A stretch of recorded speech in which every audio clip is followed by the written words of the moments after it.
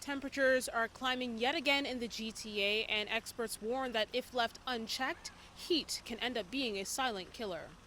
When the temperatures start to get above 30 and they don't get any lower than 20 in the nighttime, people can really start to get sick.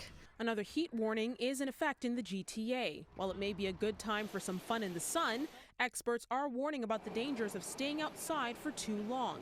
Catherine D'Aquila is a community paramedic in Toronto and says it can be quite common for people to get hit with heat exhaustion. It really depends on your level of activity. Running around in the middle of a field playing soccer or baseball is going to be hitting you much quicker than if you're outdoor at a pool. It can be just as dangerous for those working 9 to 5 outside. Construction workers and people that are working outdoors, we can imagine that being when you are in the middle of a road or something and there's no access to shade all day long, they would be definitely susceptible. According to Health Canada, heat exhaustion happens when your body overheats but can't cool itself down. The symptoms can creep up quickly. Dizziness, headache, nausea and vomiting, fainting, excessive thirst.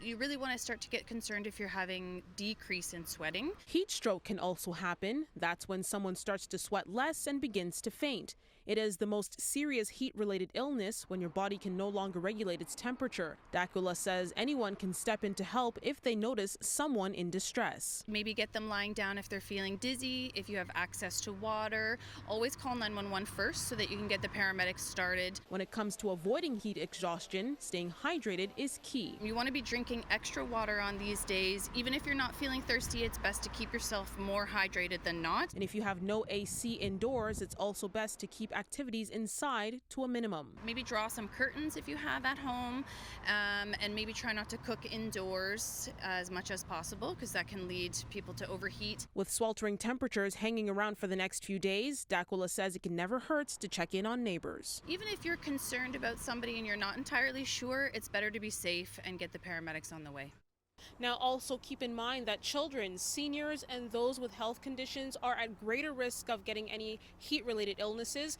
A reminder that cooling centers are open across Toronto. You can find a full list of those locations on the city's website. In Toronto, Afua Baah, City News.